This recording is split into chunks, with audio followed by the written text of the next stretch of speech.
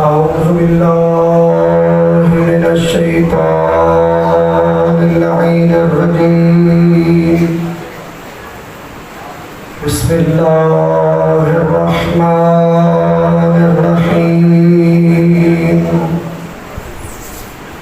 الحمد لله الذي لم يتخذ ولدا ولم يكن له شريك في الملك ولم يكن له ولي من الذل وكبره تكبيرا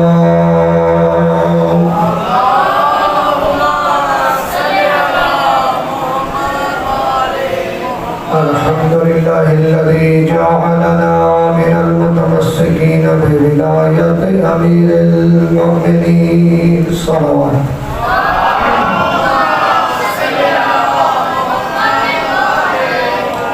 والصلاة والسلام تحية والإكرام على الرسول المسدد المصطفى الأمجد المحمود الأحمد أبي الزهراء محمد المصطفى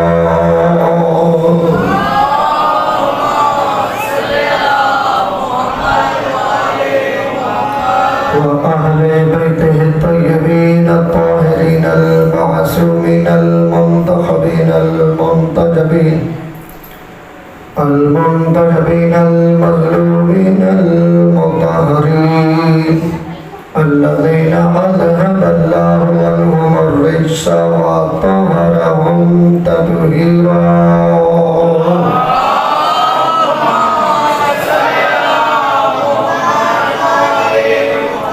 واللعنة الدائمة على أعداء الدين أجمعين من يومنا هذا إلى قيام يوم الدين أما بعد فقد قال الحكيم بسم الله الرحمن الرحيم يا أيها الذين آمنوا اتقوا الله وكونوا مع الصادقين صلوات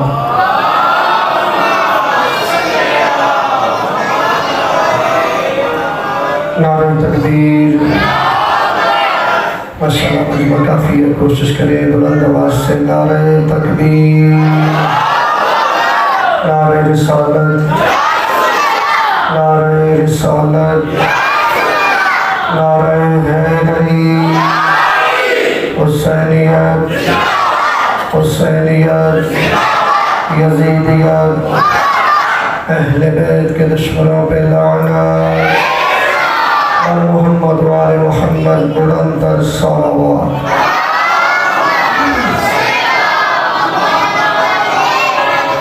راہ پروردگار اشرق غانیان کا ان کے معاونین کا یہ پرخلوص سے تمام قبول و منظور فرمائے خدایت پوری واسطہ اہل بیت اتحاد کی عزت اور عظمت کا ان تمام برادران کی اس عبادت کو قبول و منظور فرما ہم سب کی حاجات کو پورا فرما بالخصوص بانیان کی حاجات کو پورا فرما اس ذکر کو بانیان کی اور ہم سب کی نسلوں میں جاری و ساری فرما جتنے مومنین نے مومنات نے میرے ذمہ دعائیں لگائی ہیں اس ذکر کے صدقے میں پروردگار قبول فرما جو بے گھر ہیں مالک کائنات انہیں عالی شان گھر عطا فرما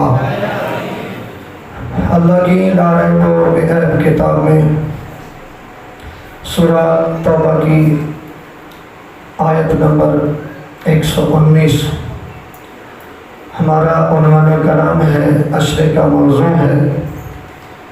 پروردگار اس آیت میں آیا مجیدہ میں ارشاد فرما رہے ہیں یا ایھا الذین آمنوا اتقوا اللہ وکونوا مع الصادقین، اے ایمان والو اللہ سے ڈرو اور سچوں کے ساتھ ہو جاؤ۔ اے ایمان والو اللہ سے ڈرو اور سچوں کے ساتھ ہو جائے۔ ماشاءاللہ کوشش یہی ہوتی ہے کہ جو ایک موضوع ہو اس سے ملتی جلتی جتنی باتیں ہوں، جتنی زیادہ سے زیادہ ہو سکے وہ اصل میں آپ تک پہنچائی جائیں. مگر اگر آپ دیکھیں گے اگر کسی امام کا فرمان ہونا جو کتب کا مطالعہ کرنے کے شوقین ہیں وہ جانتے ہیں ایک ایک امام کے فرمان پہ لوگوں نے کتابیں لکھ دی، ایک ایک فرمان پہ. تو جب ائمہ کے فرامین پہ کتابیں لکھی جاتی ہیں ایک ایک فرمان پہ، تو جو ان ائمہ کا بھی رب ہے، جو ان ائمہ کا بھی رب ہے، اس کا جو کلام ہے، اس کے کلام کی جو ایک آیت ہے، کیا وہ ایک اشرہ اس میں پڑھا جا سکتا ہے؟ اس کے لیے بھی کئی اشروں کی ضرورت ہوتی ہے. لیکن چونکہ مجبوری ہوتی ہے کہ 10 دن ہوتے ہیں اور ان میں ہم نے کوشش کرنی ہوتی ہے کہ کچھ نہ کچھ آپ تک پہنچایا جا سکے، اور کوشش کر رہے ہیں. ماشاءاللہ آپ بھی آپ کے چہرے بتا رہے ہیں، آپ کا مزاج بتا رہے ہیں کہ آپ یہ موضوع بڑے اچھے طریقے سے سن بھی رہے ہیں اور یقیناً آپ کے ذہنوں تک پہنچ بھی رہا ہوگا.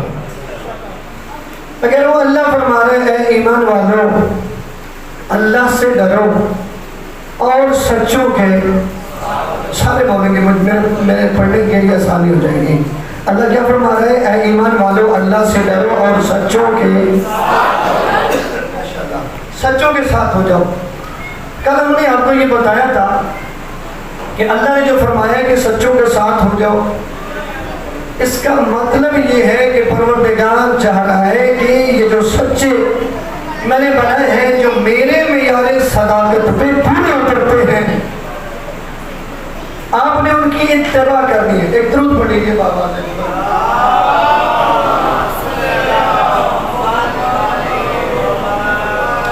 مالک بیمار کربلا کی بیماری کے صدقے میں ایک مریض ہے، قطب علی خان کارڈیالوجی میں ہے، ایمرجنسی وارڈ میں داخل ہے. مالک بیمار کربلا کی صدقے میں مالک اس کو صحت کاملہ و عاجلہ نصیب فرمائے. ہم سب میں سے جتنے مریض ہیں، ہمارے گھروں میں جتنے مریض ہیں، مالک شفا عطا فرمائے. اللہ کیا فرما رہے ہیں کہ سچوں کے بات بولی تو نہیں، سچوں کے سچوں کے سارے بولو سب ہو جائے گا. بات کل یہاں تک پہنچی تھی اور آپ کو سمجھانے کی کوشش کی تھی کہ پروردگار فرما رہے ہیں کہ ان سچوں کی اتباع کرنی ہے. کیا کرنی ہے؟ اتباع. اتباع کیا ہوتا ہے؟ یعنی فالو کرنا ہے آپ نے ان کو، جو وہ کہتے ہیں وہ کرنا ہے، جس سے منع کرتے ہیں اس سے آپ نے رک جانا ہے. اور یہی دین بھی ہے، یہ ذہن میں رکھیے گا. پروردگار اپنے حبیب کے بارے میں قرآن میں فرماتا ہے وَمَا آتَاكُمُ الرَّسُولُ فَخُذُوهُ وَمَا نَهَاكُمْ عَنْهُ فَانْتَهُوا. میرا رسول جو دے وہ لے لو، جس سے منع کرے اس سے رک جاؤ. اسی چیز کا نام دین ہے. اب اس کے بعد جو آئے گا، جو جانشین ہوگا، اس کے لیے بھی اسی کڑیے پہ آپ نے عمل کرنا ہے. جیسے نبی جو دیتے ہیں وہ لینا ہے، جس سے منع کرتے ہیں اس سے رک جانا ہے. ایسی جو حقیقی جانشین ہے نا،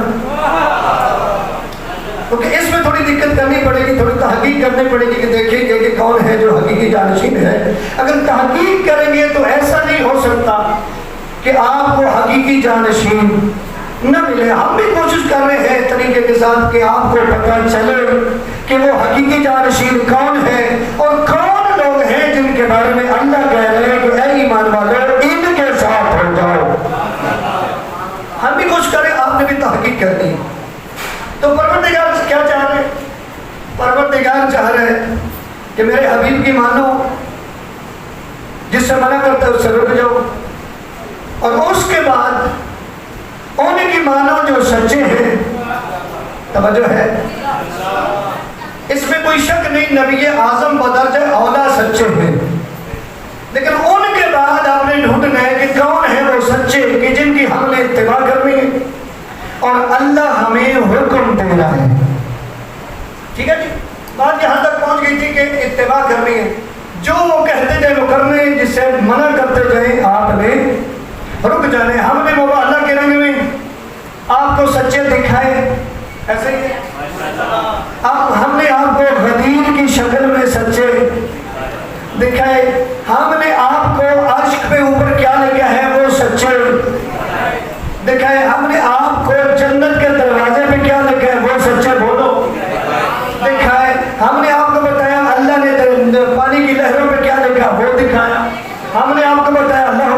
لکھا وہ بتایا, ہم نے آپ کو بتایا عرش پہ کیا لکھا وہ بتایا, ہم نے آپ کو بتایا پہاڑوں کی چوٹی پہ کیا لکھا ہے وہ بتایا, سورج پہ کیا لکھا ہے, چاند پہ کیا لکھا ہے. یہ ساری باتیں ہو چکی. اگر اجازت ہے تو اس سے آگے قدم بڑھائیں. سبھی کی اجازت ہے, ذرا ہاتھ بلند کر کے بولے ہے علی.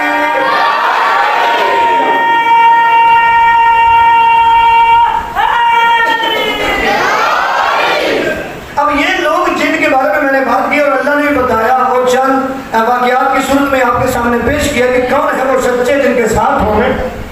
اب ان سچوں کے بارے میں نبی اعظم فرماتے ہیں کہ اے میرے کلمہ پڑھنے والوں, اگر تمہیں توکل علی اللہ کی دولت چاہیے تو میرے اہل بیت سے محبت کرو. اب پیچھے نہیں جانا, اب میرے ساتھ آپ نے چلنا. نبی کیا فرما رہے ہیں, اگر تمہیں توکل علی اللہ کی دولت چاہیے میرے اہل بیت سے محبت کرو. آگے نبی فرماتے ہیں اگر آپ نے بغیر حساب و کتاب کے جنت جانا ہے میرے اہل بیت سے محبت کرو. اگر آپ چاہتے ہیں کہ پورے صراط سے آسانی سے گزر جائے کیا کرو, میرے اہل بیت سے محبت کرو. اب اہل بیت سے محبت کرو کس نے کہا؟ نبی نے. صرف نبی نے نہیں کہا, اللہ نے قرآن میں اہل بیت سے محبت کرنے کو واجب قرار دیا. کیا کر دیا جی؟ اللہ اسألکم علیہ اجرا الا المودۃ فی القربى, کہ پروردگار نے حبیب کو کہا, میرا حبیب کہتے ہیں کہ میں سجر رسالت کے ضمن میں یہ جو تبلیغ کی ہے اس میں کچھ نہیں مانگتا, کوئی اجر نہیں مانگتا. کرنا کیا ہے؟ الا المودۃ فی القربى, کرنا یہ ہے کہ میرے اہل بیت سے محبت رکھنی ہے. کیا کرنا ہے جی؟ میرے اہل بیت سے محبت رکھنی ہے. اور میں نے آپ کو بتایا کہ محبت وہ ہوتی ہے, ایسی محبت ہوتی ہے جس میں معرفت ہوتی ہے. اور جب معرفت ہوگی تو انسان کو پتہ ہوگا کہ اگر ان کا غم ہے تو ہم نے خوشی نہیں منانی. کل یہ بھی بات ہوئی تھی, آج لوگوں نے جی بھر کے جو ہے نا جشن منایا, جی بھر کے 14 اگست منائی. ایسے ہی ہے. ہم کہتے ہیں کہ 14 اگست والے دن ایک ملک جو ہے وہ آزاد ہوا. جو دن ہم منا رہے ہیں امام حسین نے پوری انسانیت کو آزاد کر دیا. پتہ نہیں بات پہنچی ہے کہ نہیں پہنچی بھائی. 14 اگست کو تو ایک ملک آزاد ہوئے نا. اصل آزادی تو یہ ہے کہ امام حسین علیہ السلام نے پوری انسانیت کو آزادی عطا فرمائی. تو پھر اس کے مقابلے میں ہمیں خوشی ہے. میں نے کل بھی آپ کو حدیث سنائی, حب الوطن من الایمان, وطن کی محبت ایمان کا حصہ ہے. لیکن وطن سے محبت ہے, اہل بیت سے محبت ہے. اہل بیت سے کیا ہے؟ تو محبت کا مقام بلند ہے. ایسے ہی ہے. میں نے آپ کو مثال بھی دی تھی کہ محبت کا مقام یہ ہے کہ ہمارے عزیز و اقارب میں سے دنیا سے کوئی چلا جائے محرم کے قریب تو ہم چہلم پہلے کر لیتے ہیں, کہتے ہیں کہ محرم میں ہم اپنوں کا غم نہیں کریں گے. ایسے ہی یہ ہے محبت. تو نبی فرما رہے ہیں کہ میرے اہل بیت سے محبت کرو, محبت کرو. اگر کرو گے تو بغیر حساب و کتاب کے جنت. نبی کی حدیث سنا رہا ہوں, اپنی طرف سے نہیں کہہ رہا. اگر پورے صراط سے جانا چاہتے ہو آسانی سے تو میرے اہل بیت سے, سارے بولو میرے اہل بیت سے. معصوم نبی فرماتے ہیں کہ اگر کوئی علی سے محبت کرتا ہے تو بروز محشر پورے صراط سے جب گزرنے لگے گا, حدیث سنا رہا ہوں, پورے صراط سے جب گزرنے لگے گا تو اگر ایک جو پاؤں ہے وہ ڈگمگا گیا تو دوسرا پاؤں ثابت قدم ہو جائے گا. یعنی علی کی محبت تمہیں پورے صراط سے گرنے نہیں دے گی. ان کی محبت کا پرچار ہو رہا ہے. اور میں نے ایک مجلس میں بیان بھی کیا کہ یہ جو مقامی اہل بیت بیان کرنے کا میرا مقصد ہے اس عشرے میں, وہ صرف یہ ہے کہ آج تحریروں کے ذریعے, تقریروں کے ذریعے اسلام کو ایک نئی شکل میں پیش کیا جا رہا ہے. کس شکل میں پیش کیا جا رہا ہے؟ نئی شکل میں. ایسی شکل جس میں اہل بیت کے کردار کو نکال دیا جائے, جس سے کربلا کو نکال دیا جائے, جس میں قیام حسین کو نکال دیا جائے. اور اہل بیت سے محبت جو ہے وہ تب ہو سکتی ہے کہ جب ان سے محبت بھی ہو اور ان کا دفاع بھی ہو. ہم ان کا مگر دفاع بھی کریں. کیا کریں جی؟ ہمارے پاس جو کچھ ہے ہم لوگوں تک پہنچائیں. اور یہ یاد رکھیے پہلے تو یہ چلتا تھا, اس جملے میں ذرا زیادہ توجہ کیجیے گا, پہلے تو یہ چلتا تھا بھی مجلس میں نہ جانا نکاح ٹوٹ جائے گا, پہلے چلتا تھا. اور سادہ لوگ جو تھے بیچارے نکاح سے ڈر کے مجلس میں نہیں آتے تھے کہ امام حسین علیہ السلام کی مجلس سنی نکاح تو گیا. کئی بیچارے تو ہوتے ہیں پتہ نہیں کتنا عرصہ جو انتظار کرتے ہیں, پھر جا کے شادی ہوتی ہے ان کو تو مسئلہ ہوتا ہے کہ نکاح کیا تو پھر کیا بنے گا, بڑی مشکل سے ہوا. تو پہلے تو یہ چلتا تھا, گمراہ کیا جا سکتا تھا کہ مجلس میں جاؤ گے تو نکاح ٹوٹ جائے گا. لیکن اللہ نے کہا کتنی دفعہ توڑو گے؟ اللہ نے سوشل میڈیا کے ذریعے نظام ہی ایسا بنا دیا, اگر کوئی مجلس میں نہیں بھی آتا تو سوشل میڈیا کے ذریعے آج اس کے گھر میں اللہ نے ذکر حسین پہنچا دیا ہے. آج بدل کر کے بولے ہے نبی. جب بھی یوٹیوب کھولے گا, فیس بک کھولے گا تو آگے یا حسین ہو رہے ہیں. ایسے ہی نہیں, آپ کھولے تو وہاں یا علی ہو رہے ہیں. یہ خدا کا انتظام. اس نے کہا فاذکرونی اذکرکم, تم میرا ذکر کرو میں تمہارا ذکر کروں گا. تو یہ ذکر ہو رہا ہے. کیا ہو رہا ہے جناب؟ ذکر ہو رہا ہے اور ہوتا رہنے. بڑے بڑے آئے یہ ذکر رکا نہیں ہے, لیکن کوشش ہم نے یہ کرنی ہے کہ یہ دنیا تو فانی ہے نا, ادھر سے تو جانا ہے. اللہ نے پاسپورٹ تو دے دیا ہے نا. پاسپورٹ کیا ہوتا ہے؟ اجازت نامہ. اجازت نامہ مل گیا ہے نا. کل نفس ذائقۃ الموت, ہر زیرو موت کا ذائقہ چکھنے والا ہے. ہر زیرو موت کا ذائقہ بولو چکھے گا. اس کا مطلب ہے پاسپورٹ تو مل چکا ہے نا, اب ویزا لگوانا ہے. اور ویزا جو ہے مجھے یہ بتائیں ویزا کہاں سے لگتا ہے؟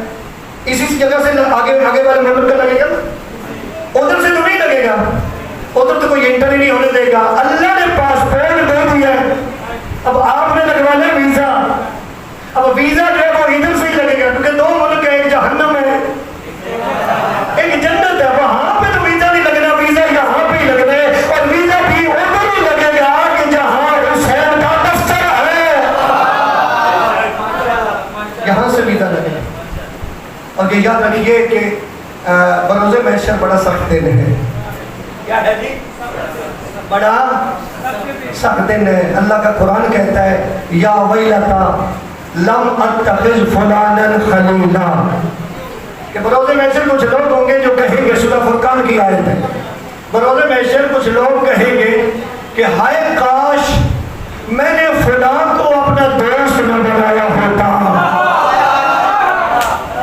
توجہ ہے میری طرف. یہ دنیا آزمائش ہے نا, اللہ نے نام نہیں لکھا تو میں نے بھی نام نہیں لیا, لیکن اتنی بات تو ہے نا, کوئی تو ایسا ہے نا کہ جس کی دوستی پہ افسوس ہوگا کہ ہائے کاش میں نے فلاں کو دوست نہ بنایا ہوتا. اور بھائی وہاں پہ جو کہنا میں نے فلاں کو دوست نہ بنایا ہوتا, آج ہی تحقیق کرنا وہ کون سا دوست ہے جس کی دوستی قبر میں بھی فائدہ مند ہے, جس کی دوستی محشر میں بھی فائدہ مند ہے. اور نبی نے یہ بتایا, آگے چل کے میں بتاؤں گا, نبی نے یہ بتایا یہ کیسے ہو سکتا ہے کہ نبی اعظم ادھورا دین چھوڑ کے چلے گئے. نبی اعظم پورا دین دے کے گئے, اور پورے دین میں نجات ہے یا نہیں؟ آپ تھوڑے بول رہے ہیں, پتہ نہیں کیا بات ہے.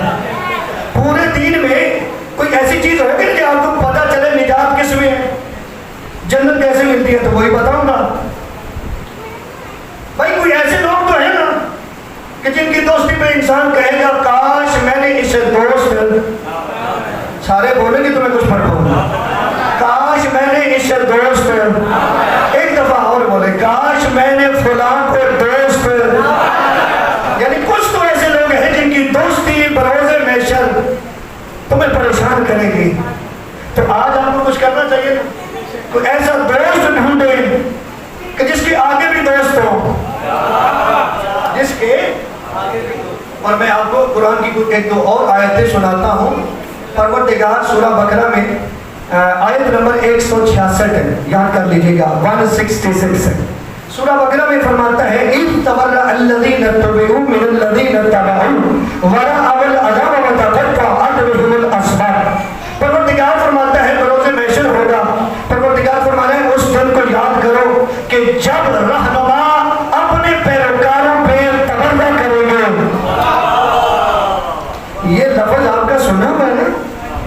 آپ پھر جان بوجھ کے نہیں بولے بھائی تبرے والا لفظ بول آپ نے سنا ہے تبرہ کیا ہوتا ہے؟ گالی نہیں ہوتا، اظہار براعت، نفرت کرنا۔ اللہ کہہ رہے بروز محشر 166 آیت ہے سورہ بقرہ کی، اللہ کہہ رہے بروز محشر کچھ لوگ ہوں گے، کچھ رہنما ہوں گے کہ جو اپنے پیروکاروں پر تبرہ کریں گے۔ اچھا میں اگلی آیت اب سناؤں گا، ایک دو باتیں کر لیں۔ اچھا رہنما کس لیے بنائے جاتے ہیں؟ بولیں سارے بولیں، مجھے آپ کا پتہ چلے گا کہ آپ کتنے مجلس کے ساتھ متصل ہیں۔ رہبر کیوں بناتے ہیں؟ نہیں تھوڑے بولتے رہبر اس لیے ہوتا ہے کہ جب بھی مشکل بنے مشکل کشائی کرے۔ ایسے ہی ہے، ابھی یہاں بھی مشکل بنتی ہے، ہم رہبر کو بلاتے ہیں، کیا کرتے ہیں؟ رہبر کو بلاتے ہیں، بھائی وہی بلاتے ہیں جن کا رہبر آ جاتا ہے۔ اور بھائی جو کہتے ہیں نا بلانا بدعت ہے، انہوں نے بھی بلایا ہوگا، جب نہیں آیا تو انہوں نے کہا بھی کہو بدعت ہے۔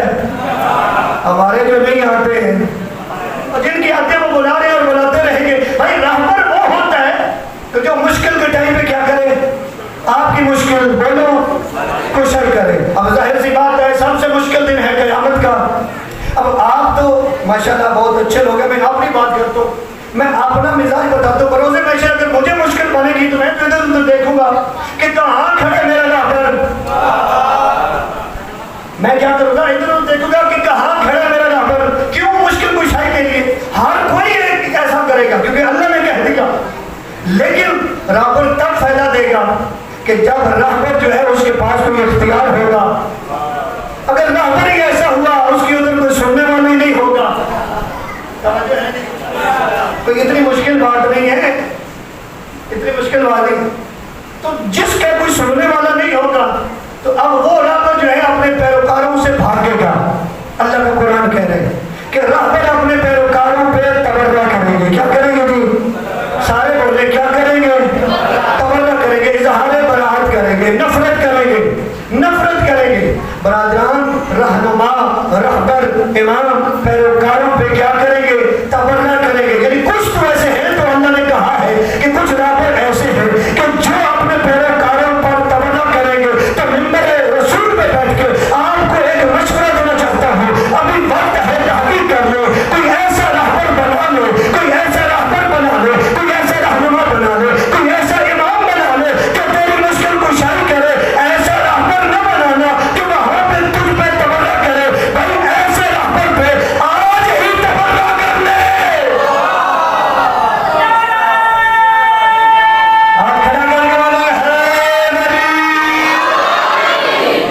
ایسے رہبر پہ کیا کر؟ آج ہی تبرہ کر۔ کیوں؟ اگلی آیت سنو، اجازت ہے؟ اگلی آیت سنو 167 سورہ بقرہ کی آیت۔ جب رہبر جو ہے اپنے رہنماؤں پہ تبرہ کریں گے، اظہار براعت کریں گے، اظہار نفرت کریں گے، تو اللہ کہتا ہے کہ وہ پیروکار کیا کہیں گے؟ وہ پیروکار کہیں گے وَقَالَ الَّذِينَ اتَّبَعُوا لَوْ أَنَّ لَنَا كَرَّةً فَنَتَبَرَّأَ مِنْهُمْ كَمَا تَبَرَّأُوا مِنَّا۔ تو وہ کہیں گے پروردگار، وہ لوگ کہیں گے پروردگار ہمیں بھی اگر موقع دے دے دنیا میں جانے کا، جیسے یہ ہم پہ تبرہ کر رہے ہیں، ہمیں انہیں پہ توجہ ہے میری تو ہم کیا کریں؟ میں نے اسی لیے کہا بھائی ادھر تو موقع نہیں ملنا آپ کو۔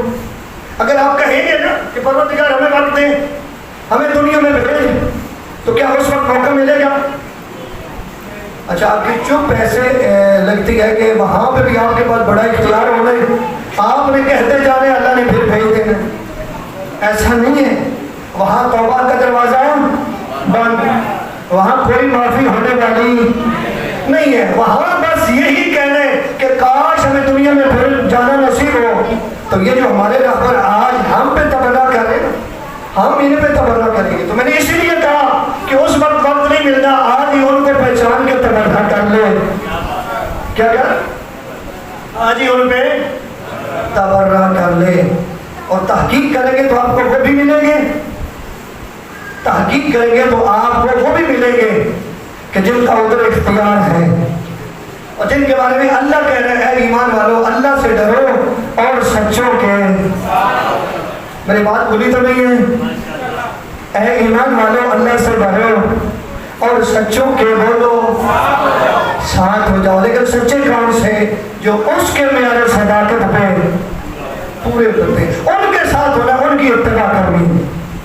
میں نے ابتدا میں آپ کو چند واقعات بتائے جو ہم پیچھے گزارش کر چکے، اور ان میں ہم نے کوشش کی کہ آپ کو بتائیں طریقے کے ساتھ کہ سچے کون ہیں جن کے ساتھ آپ نے ہونا ہے تو آپ کی نجات ہوگی، آپ فلاح پائیں گے، جنت کا آپ کا مقدر ہوگا۔ لیکن آج بھی تھوڑی سی کوشش کرتے ہیں تھوڑے سے ٹائم میں، اور آج جو بتانے والا ہوں یہ خود مولا متقیان نہج البلاغہ میں فرماتے ہیں۔ کس میں فرماتے ہیں؟ کوشش کیا کریں نہج البلاغہ اپنے گھروں میں رکھیں، اور نہج البلاغہ صرف رکھیں نہیں، اس غریب کتاب کو پڑھیں اور دیکھیں کہ میرے مولا نے ہمارے لیے نہج البلاغہ میں کیا فرمایا۔ نہج البلاغہ میں مولا کیا فرماتے ہیں؟ فرمایا اینا یتاہ بکم وکیف یعمہون۔ توجہ ہے؟ اینا یتاہ بکم وکیف یعمہون وفیکم عطرۃ نبیکم۔ کتنا عظیم جملہ امام نے فرمایا۔ امام فرماتے ہیں سامنے والوں کو تم کہاں دھکے کھا رہے ہو، تم کیوں اندھے ہو رہے ہو، حالانکہ تمہارے درمیان عطرت نبی موجود ہے۔ ایک جملہ دینا چاہتے ہیں، امام فرماتے ہیں کہاں دھکے کھا رہے ہو، کیوں اندھے ہو رہے ہو، تو کہاں یہاں تک کہ تمہارے درمیان عطرت نبی موجود ہے۔ یعنی امام بتانا چاہتے ہیں عطرت نبی کے ہوتے ہوئے پھر بھی اندھے ہو، عطرت نبی کے ہوتے ہوئے بھی دھکے کھا رہے ہو۔ یعنی عطرت نبی کے ہوتے ہوئے آپ دھکے نہ کھائیں، آپ اندھے نہ ہو جائیں۔ یہاں پر میں ایک آیت ضرور پڑھوں گا سورہ بنی اسرائیل میں، پروردگار فرماتا ہے من کان فی ہذہ اعمی، من کان فی ہذہ اعمی فہو فی الآخرۃ اعمی۔ پروردگار فرماتا ہے بروز محشر جو دنیا میں اندھا ہوگا وہ بروز محشر بھی اندھا اٹھے گا۔ یعنی تھوڑا کوشش کرے میرے ساتھ بولنے کی، مجھے پتا چلے آپ سننا چاہتے ہیں۔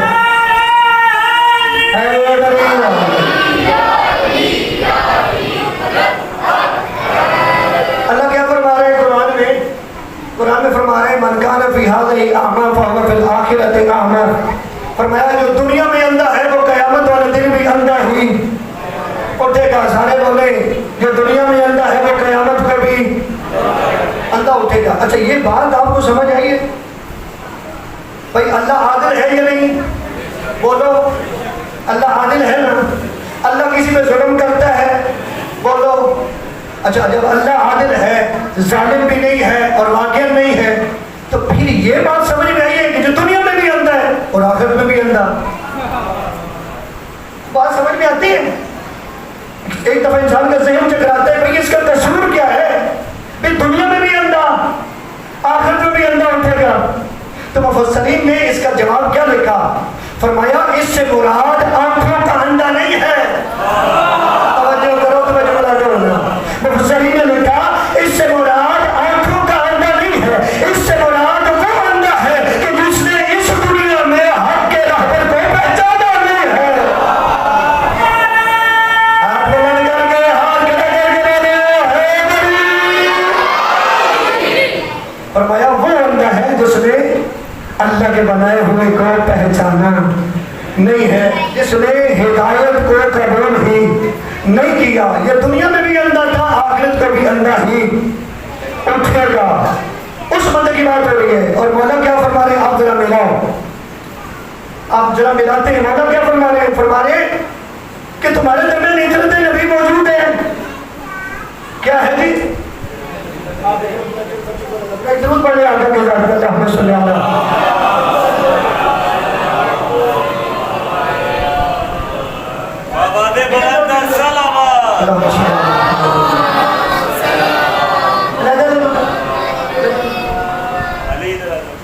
ایک اور درود پڑھنے کا آواز ہے برد اللہ صلی اللہ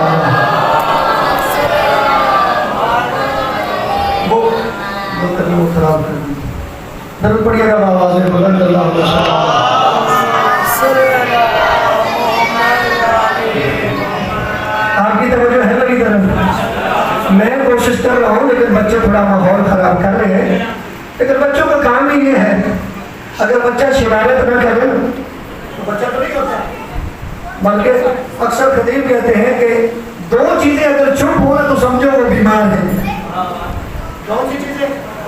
دو چیزیں اگر چپ ہو تو سمجھے بیمار ہیں. ایک بچہ, دوسرا بندر. یہ دونوں چپ بیٹھے ہو تو سمجھ لو وہ بیمار ہے. ٹھیک ہے جی. تو آپ نے اس کو محسوس نہیں کرنا, اور جو ربط ہے اس کے ساتھ رہنا. تو جو ہے میری طرف آپ کھڑا کر کے بولے ہے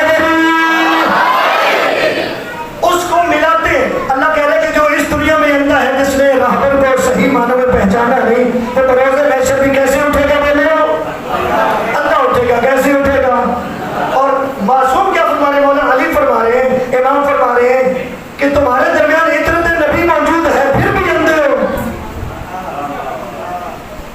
تمہارے درمیان عطرت نبی موجود ہے. عطرت نبی یعنی اہل بیت موجود ہے, آل رسول موجود ہے, آل محمد موجود ہے, پھر بھی اندھے ہو, پھر بھی دھکے کھا رہے ہو. توجہ ہے؟ کتنے پیارے انداز میں نہج البلاغہ میں بیان فرما رہے. آگے تعارف بھی کروایا تو عطرت نبی کون ہے, ان کا کمال کیا ہے. فرمایا ہم عظمت الحق و السنۃ الصدق. کتنا پیارا جملہ. مولا فرماتے ہیں پتہ ہے یہ عطرت کون ہے؟ فرمایا یہ حق کی مہاریں ہیں. کیا ہے؟ حق کی مہاریں ہیں. حق کی مہاریں. اچھا مہار سمجھتے؟ آپ نے کبھی اونٹ تو دیکھا ہوگا نا, سبھی نے دیکھا ہے اونٹ. اچھا اگر کسی نے نہ بھی دیکھا ہو تو عید قربان پہ تو سبھی دیکھ لیتے ہیں. بڑے سجائے ہوتے ہیں, جتنے بھی جانور ہوتے ہیں بڑے سجے ہوتے ہیں, اور جانوروں کو سجانا بڑی اچھی بات ہے اور بڑا اچھا کام ہے. سبھی کو سجانا چاہیے, بس صرف مولا حسین کے گھوڑے کو نہیں سجانا چاہیے. میں نے کچھ کہہ دیا, پتہ نہیں آپ جاگ رہے کہ نہیں. توجہ ہے میری طرف. قربانی کے جانور کو کیا کرنا چاہیے؟ سجانا چاہیے. بس صرف امام حسین علیہ السلام کے گھوڑے کو آپ سنواریں گے یا تھوڑا سا اچھے طریقے سے بنا لیں گے, وہ ذرا صحیح نہیں ہوتا. قربانی کا جانور جو ہے اس کو کر لیتے. توجہ ہے میری طرف. آپ نے قربانی کے جانور کو دیکھا ہوگا, اونٹ ہے تو بڑا سجایا ہوتا ہے, تو اس کے ناک میں ایک نکیل ہوتی ہے. بچوں آپ بھی سن رہے ہیں, اونٹ کے ناک میں کیا ہوتی ہے؟ اسے ہی مہار کہتے ہیں.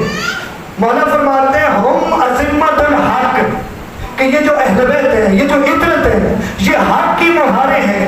اور میں نے جو مثال دی کہ اونٹ کے ناک میں نکیل ہوتی ہے, وہ مہار ہوتی ہے. وہ مہار جس کے ہاتھ میں ہو وہ آگے چلتا ہے, اونٹ پیچھے پیچھے چلتا جاتا ہے.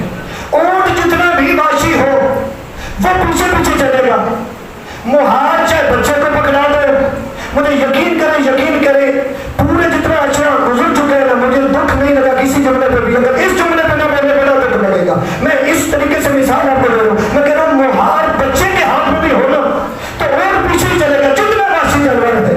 یعنی مہار جو ہے جس کے ہاتھ میں ہے, جانور اس کے پیچھے چلتا ہے. کتنی پیاری مثال دی امام نے. امام فرماتے ہیں ہم عظمت الحق, یہ عطرت نبی جو ہے یہ حق کی مہاریں ہیں. یعنی حق کی مہار ان کے ہاتھ میں ہے, یہ آگے آگے ہے, حق ان کے پیچھے ہے. یعنی ایسا نہیں ہے کہ حق آگے ہے یہ اور یہ پیچھے ہے. فرمایا جدھر لے جاتے ہیں حق پیچھے چلتا رہتا ہے. تو بولے میرے ساتھ کیا ہو گیا آپ کو؟ دونوں ہاتھ کھڑے کر کے بولے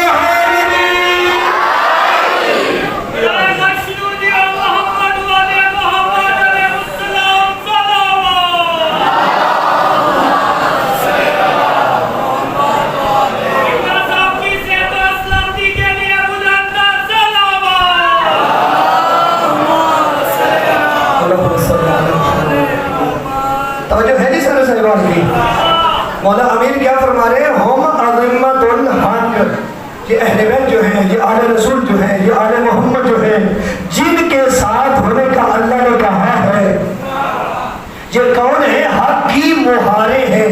کیا ہے سارے بولو؟ حق کی مہاریں ہیں.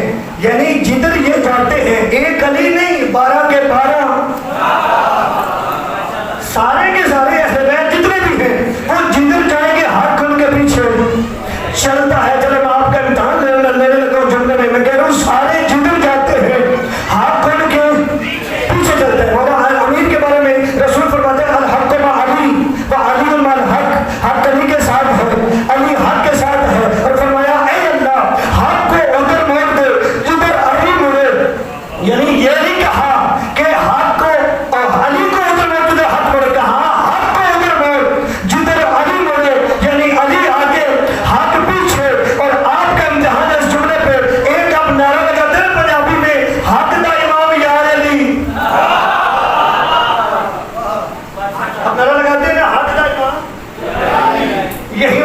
ہے. کیا ہے؟ یہی مراد ہے بھئی. حق دا بھی امام علی ہے. جدھر علی جائے گا حق ادھر. اب پوری تاریخ پڑھ، تجھے جدھر علی نظر آئے گا حق ادھر ہی ہوگا. جدھر علی نہیں ہے ادھر کچھ بھی ہوگا، حق نہیں ہوگا. توجہ ہے جی؟ جدھر بھی علی ہوگا ادھر کیا ہوگا؟ حق ہوگا. اور جدھر حق ہوگا ادھر ہی نجات ہوگی. ایسے ہی ہے، جدھر حق ہوگا ادھر کیا ہوگا؟ نجات ہوگی. ادھر کیا ہوگی؟ اچھا بات ہوئی تھی نا کہ ہم عظمت الحق، آخری بات کریں ہم عظمت الحق. یہ اہل بیت جو یہ حق کی مہارے ہیں. جدھر یہ جائیں گے حق ان کے پیچھے جائے گا. جدھر یہ جائیں گے حق ان کے سارے بولو پیچھے جائے گا. اچھا یہ یاد رکھیے، مہار چاہے چھوٹی ہو نا چاہے بڑی ہو، کام ایک ہی کرتی ہے. چھوٹی مہار مثلا مہار 10 میٹر کی ہے تو پھر بھی وہی کام ہے. اگر مہار چھوٹی ہے تو پھر بھی ایک ہی کام ہے. لوگوں نے بہانہ بنا لیا نبی کے بعد، کہا علی کو جانشین نہیں بنانا، کیوں؟ عمر تھوڑی ہے. بھائی حق کی مہارے ہیں، یہاں عمر کی بات نہیں ہے. بھائی اگر عمر کی بات ہے تو آپ میری آنکھوں میں آنکھیں ڈال، میں تجھے سمجھاتا ہوں. اگر یہاں عمر کی بات ہے تو کاش تم نے جنگ احد میں یہ کہا ہوتا، کاش تم نے جنگ بدر میں یہ کہا ہوتا، کاش تم نے جنگ خیبر میں یہ کہا ہوتا، کاش تم نے جنگ خندق میں یہ کہا ہوتا. یا رسول اللہ علی کی عمر تھوڑی ہے، اسے رہنے دے، ہمیں جانے دے.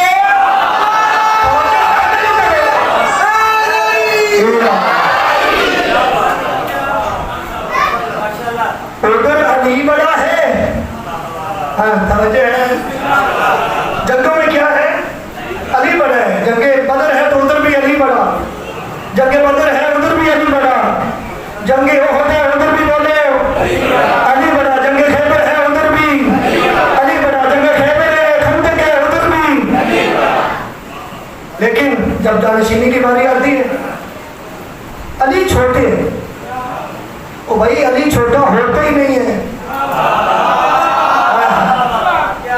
علی کا معنی کیا ہے؟ بلند. علی کا کیا معنی ہے؟ بلند. اور وہ تو ہے ہی بلند. کیا ہے؟ علی چھوٹا کیسے ہو سکتا؟ تو برادران یہ صرف اور صرف اعتراض ہے، مگر نہ علی جیسا بہادر کوئی نہیں، علی جیسا عالم کوئی نہیں. اور یاد رکھیے نبی وہ ہوتا ہے کہ جو معاشرے میں جن کے لیے نبی بن کے آئے اس میں اتنی صفات ہو کہ معاشرے میں کسی اور کے پاس اتنی صفتیں نہ ہو. تو جانشین کون ہونا چاہیے؟ بھائی نبی تو ہر صفت میں اعلیٰ، تو جانشین بھی تو وہ ہونا چاہیے جو ہر صفت میں اعلیٰ ہو. بہادر بھی ہو، عالم بھی ہو، سخی بھی ہو، شجاع بھی ہو، اخلاق بھی اچھا ہو، رحم دل بھی ہو، کریم بھی ہو. اور جانشین بھی تو وہی ہونا چاہیے نا. تو اب پوری کائنات ہے، پوری تاریخ بھری پڑی ہے. دیکھ لے نبی کے بعد بہادر کون زیادہ تھا؟ نبی کے بعد عالم کون زیادہ تھا؟ سارے بولو علی. نبی کے بعد کریم کون زیادہ تھا؟ نبی کے بعد سخی کون زیادہ تھا؟ علی. بہادر کون زیادہ تھا؟ علی. جب اتنے فضائل علی کے زیادہ تو پھر کیا عمر کہاں سے آ گیا؟ عمر کی کیا بات ہے بھائی؟ عمر تھوڑی ہو یا زیادہ ہو. بھائی حضرت عیسیٰ 3 دن کے یہ دعویٰ کر سکتے ہیں کہ انی عبداللہ آتانی الکتاب وجعلنی نبیا،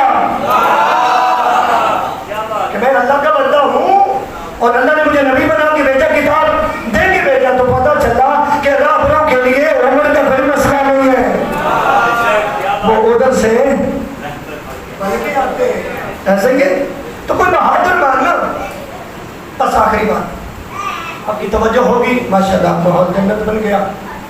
مولا امیر علیہ السلام کے بارے میں ابو الحدید معتزلی جس نے نہج البلاغہ کی شرح لکھی ہے، اہل سنت البدو نے، جہاں مولا امیر علیہ السلام کے حالات زندگی اس نے لکھے. نام یاد کر لیجیے گا، ابوالحدید معتزلی اہل سنت الدین ہے جس نے نہج البلاغہ کی شرح لکھی ہے. اس نے جہاں مولا علی علیہ السلام کے حالات زندگی لکھے نا، وہاں پہ جب شجاعت کی باری آئی، جہاں بہادری کی باری آئی، تو کتنا ہی عظیم جملہ لکھا اس نے. مولا علی کی بہادری کی بات کرتے ہوئے وہ کہتا ہے، مولا علی علیہ السلام کی بہادری آپ کو کیا بتاؤں، ما ضربا ضربتین، فرمایا علی وہ بہادر ہے جس نے زندگی میں کبھی 2 ضربیں ماری ہی نہیں. کبھی 2 ضربیں. اہل سنت الدین کہہ رہے مولا علی کی بہادری بیان کر رہے ہیں، کہتا ہے ما ضربا ضربتین، علی نے اپنی زندگی میں کبھی 2 ضربیں، ایک ضرب بھی کوئی نہیں برداشت کر سکا. چلو ٹھہر تو ایک جملہ سن لو. جنگ صفین بہت بڑی جنگ ہوئی، لیلۃ الحریر، ایک رات ایسی جہاں بہت زیادہ لوگ مارے گئے. لیلۃ الحریر جب صبح ہوئی، لاشوں پہ لاشیں پڑے تھے. بہادری سنا رہا ہوں ایک جملے میں، لاشوں کے لاشیں پڑے تھے. جب صبح ہوئی تو ہر لاش کا وارث آیا. کسی کا بھائی مرا پڑا تھا، کسی کا بیٹا مرا پڑا تھا، کسی کا کوئی عزیز مرا پڑا تھا.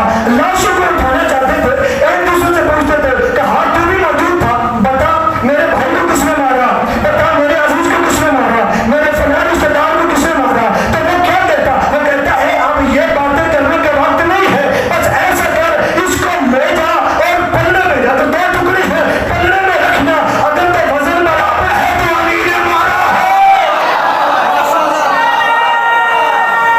علی برابر کاٹتا ہے.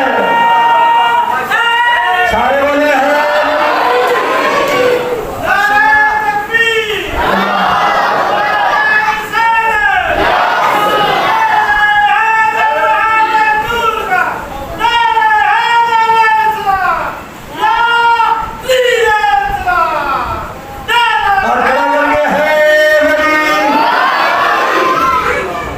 علی کی تلوار میں بھی عدالت ہے. روایت کہتی ہے کہ اگر علی نے سر میں ضرب ماری نا، ایک ہی ضرب، تو 2 ٹکڑے ہونے جاتے تھے تو برابر ہوتے تھے. اگر کمر میں ماری نا تلوار تو 2 ٹکڑے ہوتے تھے تو برابر ہوتے تھے. اس لیے اس نے کہا اب پوچھنے کا وقت نہیں، جا ترازو میں دونوں پلڑوں میں دونوں ٹکڑے رکھنا، اگر برابر وزن ہوا تو علی نے مارے، اگر برابر نہ ہوئے تو کسی اور نے مارے. یہ ہے بہادری علی کی. لیکن یاد رکھیے گا علی نے کبھی بھی نہ جنگ خندق پہ ناز کیا، نہ کبھی جنگ احد پہ ناز کیا، نہ کبھی جنگ خیبر پہ ناز کیا. علی نے جب بھی ناز کیا نا تو کہا الہی کفا بعزت ان اکون لک عبدا، فرمایا میرا اللہ میری عزت کے لیے یہ کافی ہے کہ میں تیرا بندہ ہوں. مولا علی نے کیا فرمایا، میرا اللہ میری عزت کے لیے یہ کافی ہے کہ میں تیرا بندہ ہوں. کفا بی فخرا ان تکون لی ربا. علی فرماتے تھے، مناجات کے جملے، مولا فرماتے تھے میرے فخر کے لیے یہ کافی ہے کہ تم میرا رب ہے. میرے فخر کے لیے یہ کافی ہے کہ تو میرا رب ہے. اور آگے فرماتے تھے میرا اللہ تو ایسے ہے کہ جیسے میں چاہتا ہوں، مجھے ایسے بنا دے جیسے تو چاہتا ہے. کتنے پیارے انداز میں ہمیں سمجھایا کہ توحید پہ عقیدہ تو ہم تمہارا کیسا ہونا چاہیے.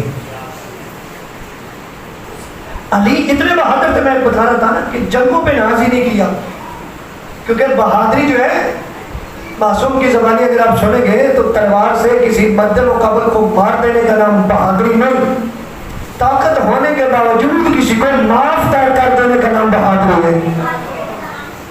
اسلام کی خاطر اگر اسلام خطرے میں ہے خاموش رہنا بہادری ہے. امام نے یہ خاموشی 25 سال اختیار کی. کتنی؟ اور امام نے درس دیا میرے پاس تلوار بھی موجود ہے، میرے پاس طاقت بھی موجود ہے، لیکن اسلام کی بقا کے لیے علی چپ ہے. یاد رکھیے گا یہ وہ گھرانے جنہوں نے جو کیا اسلام کے لیے کیا کیا؟ اسلام کے لیے کیا. اور اسلام 2 چیزوں کا نام ہے.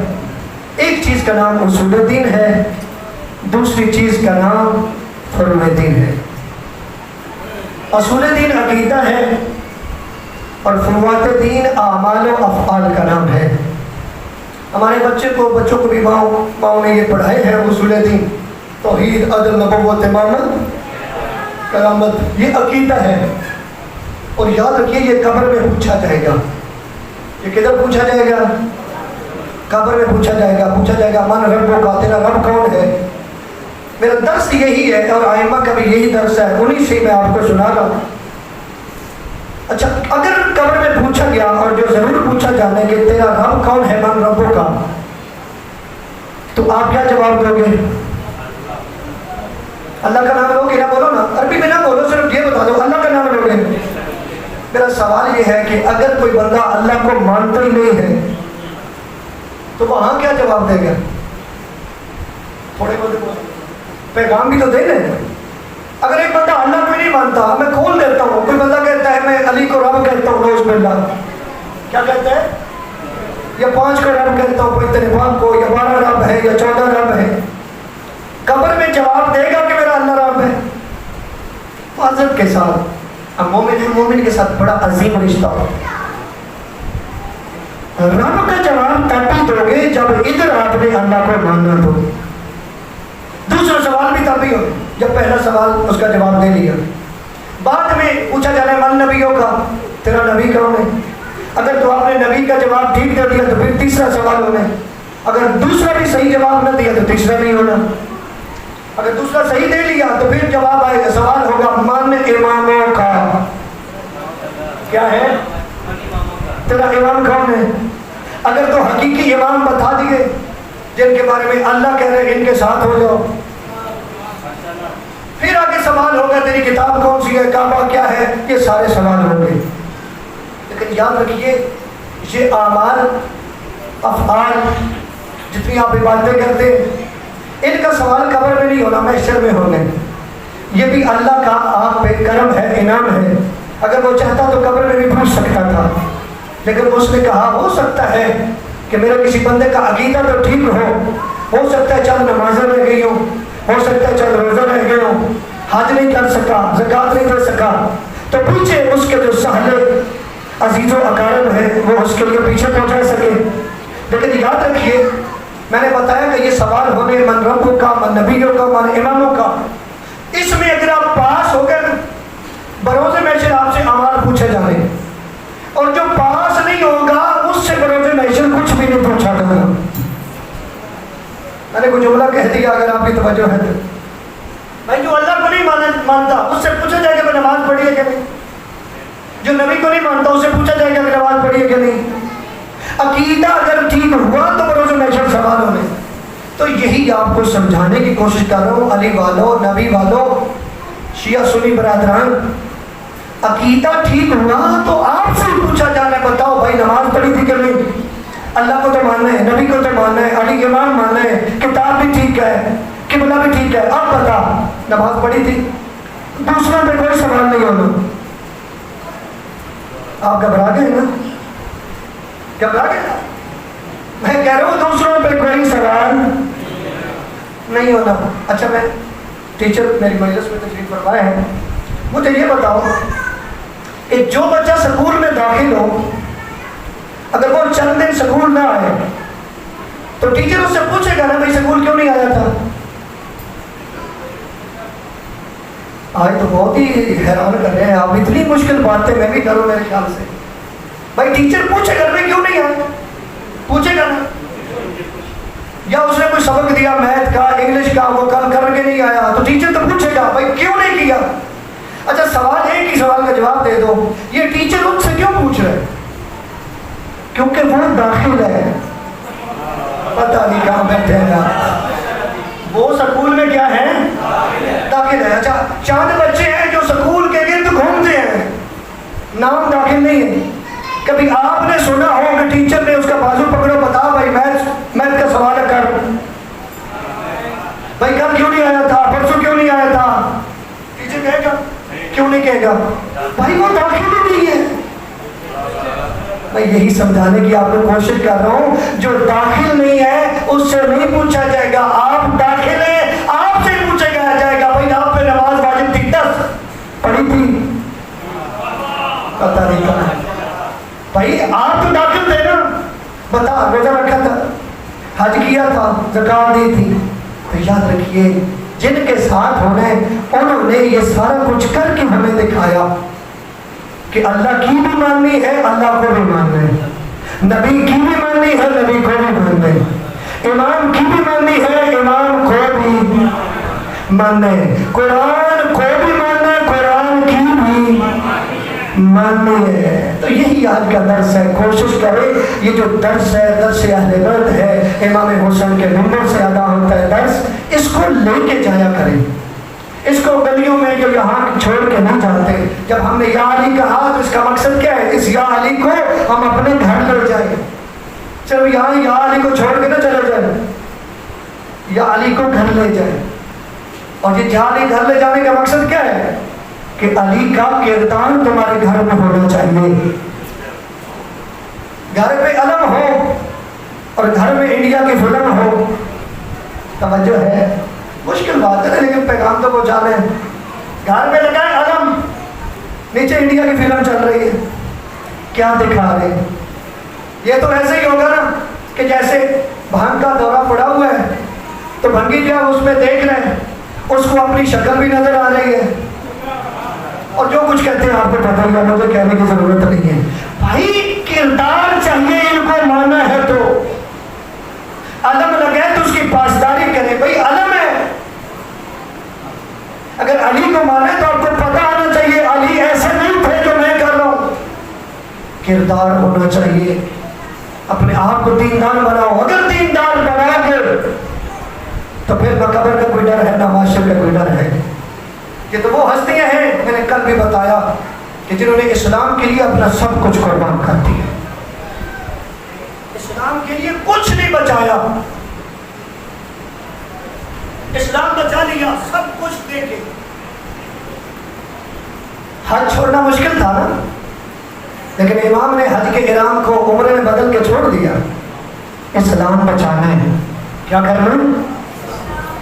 کوفے والوں نے بلایا, امام نے کہا مسلم تو میرا وکیل بن کے کوفے جا. اس ٹائم تھوڑا رہ گیا, میں 10 منٹ میں نوکری کو تمام کرتا ہوں. امام نے کیا فرمایا؟ مسلم تو نے میرا وکیل بن کے کوفے جانا ہے. جناب امیر مسلم کا بڑا مقام, جناب عقیل کے بیٹے علی علیہ السلام کے بھتیجے, عقیل علیہ السلام بھائی تھے علی علیہ السلام کے, اور رسول کائنات جناب عقیل سے بڑا پیار کرتے تھے, محبت کرتے تھے, اور فرماتے تھے عقیل 2 وجہ سے تجھ سے میری محبت ہے.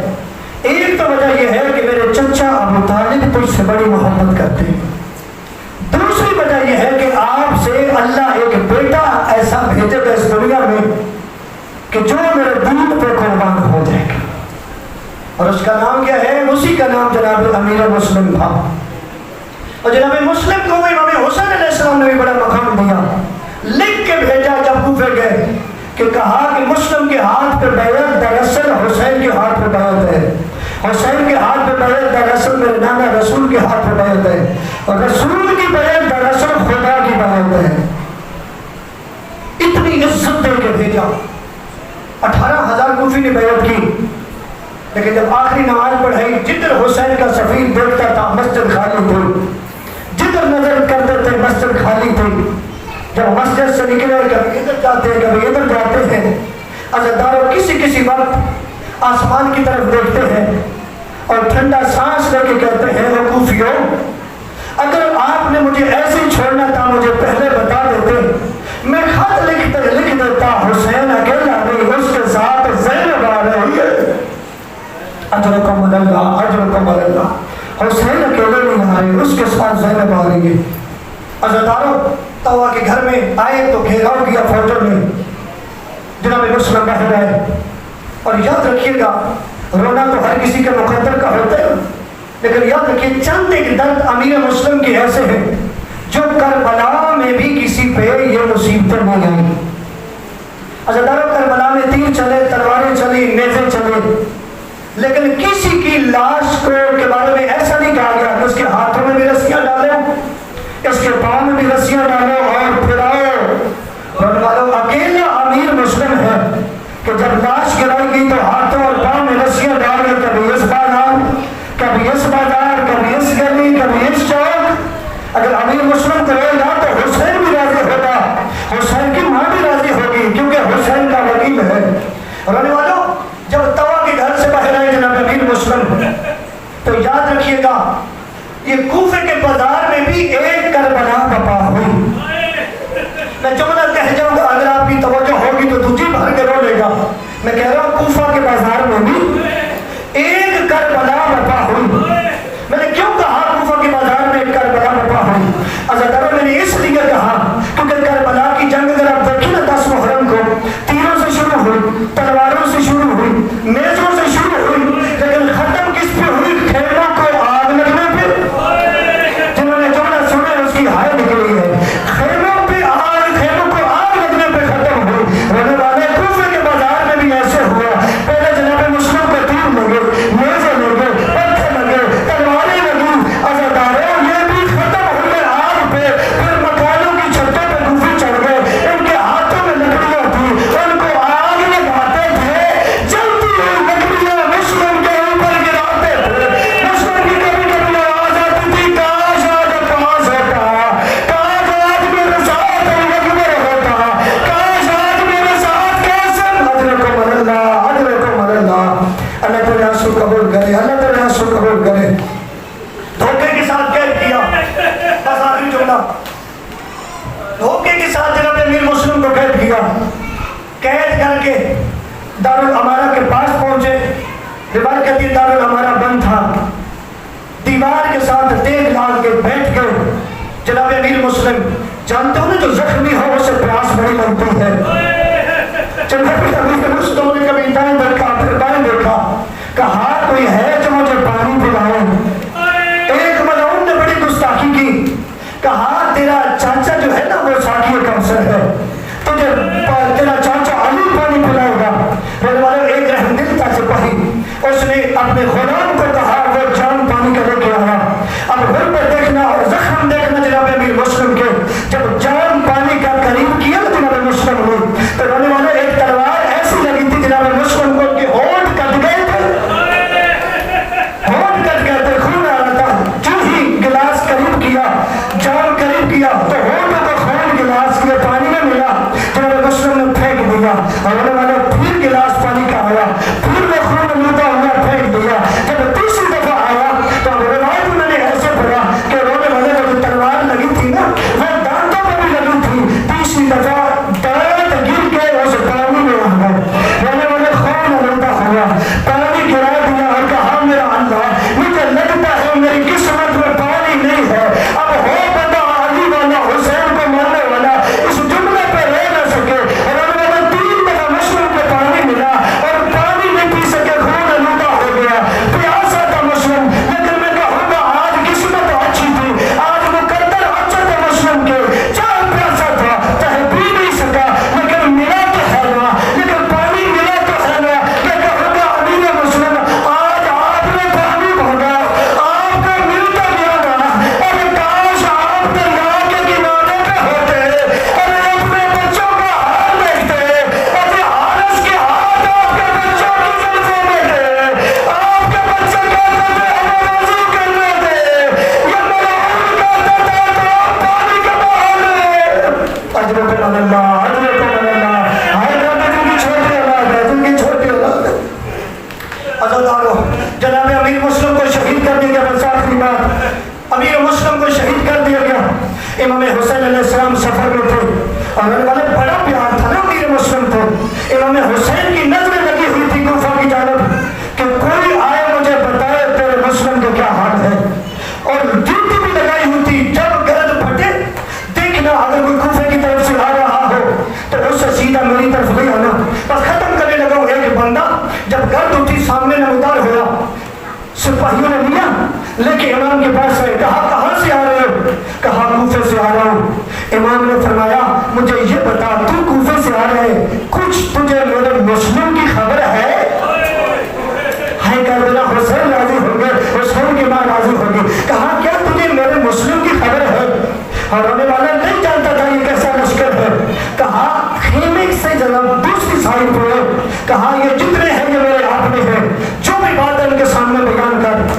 عزاداروں جب کہا نا میرے مسلم کی خبر ہے اور کہا ان کے سامنے بیان کر، اس کوفی نے آپ نے سر سے امامہ اتارا زمین پہ رکھ دیا، جو نہ سمجھے امامہ رکھا۔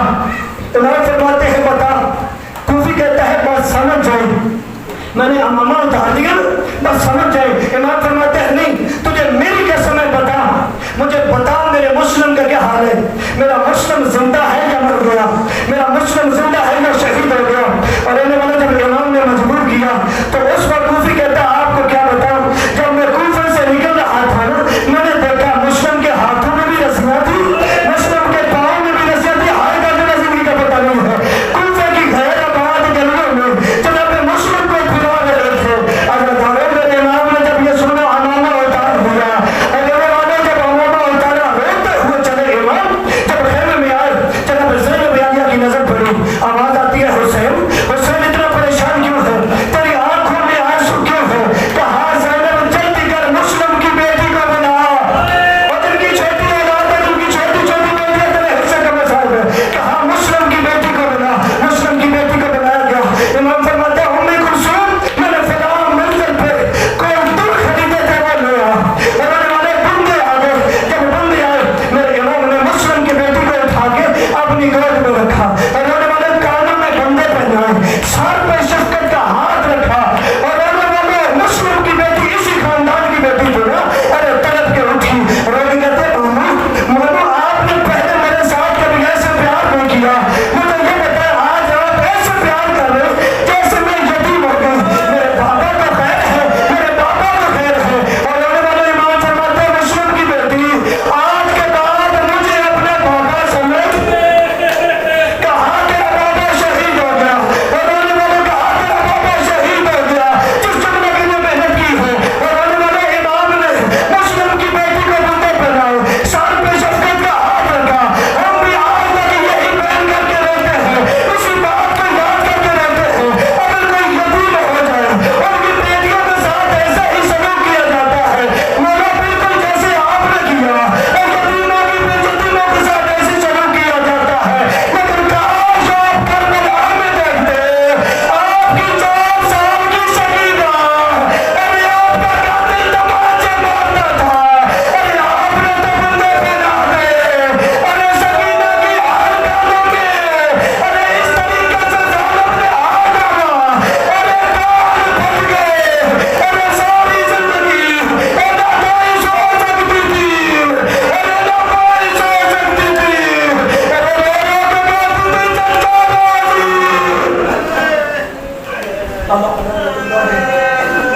على القوم الظالمين وصل على الذين ظلموا